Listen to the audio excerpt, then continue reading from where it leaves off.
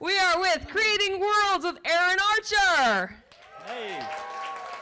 He will be doing a fine presentation, and he's hoping for a Q&A that is focused on said presentation. We can talk about a few things, but I talk often about the toys and the toy products and that aspect.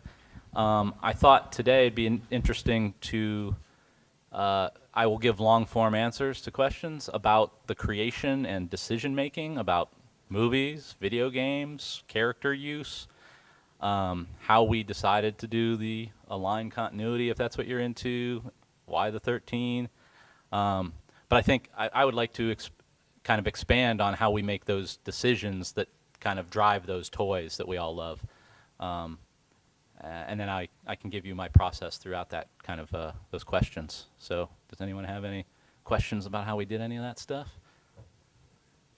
I will also take some toy questions, but I think that happens a lot at cons, and this might be an interesting opportunity to expand on the other side of it.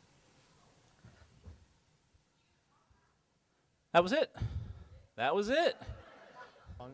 All right, mic is on. Go for it. Okay.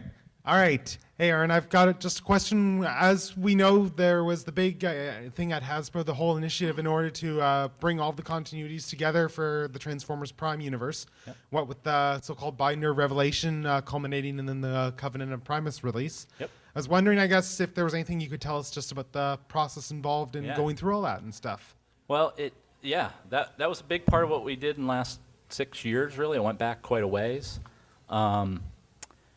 We felt the need to clarify some, it started with a kind of, there's things we don't know. Who are all the 13? What's the real story of Unicron and Primus? How did they really get to Earth? Why are they fighting an endless war? Why do they really dislike each other? So that was all bubbling up.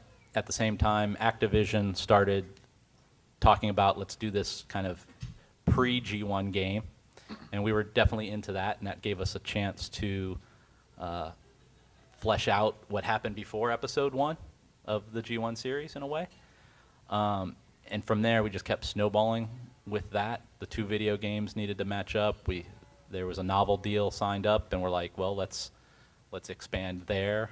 Prime was getting developed. They needed a vision of Cybertron, of the ship, and we had enough bank of work that we kind of could say, let's use these assets. The actual Cybertron in the Prime show is the build Activision made of Cybertron. Wow.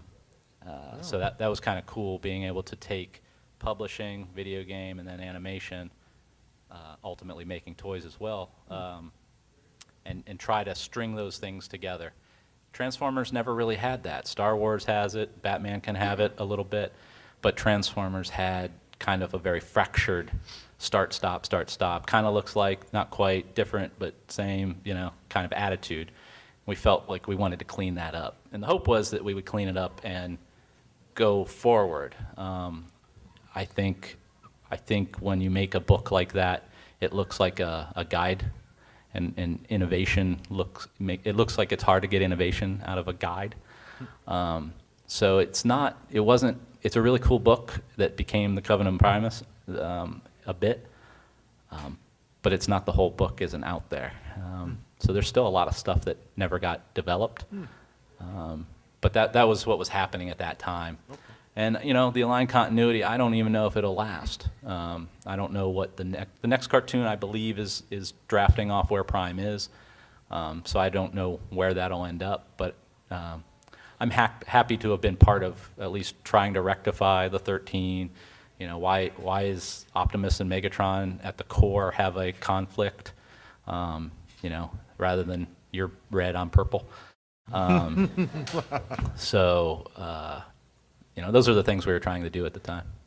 All right, thank you. Sure.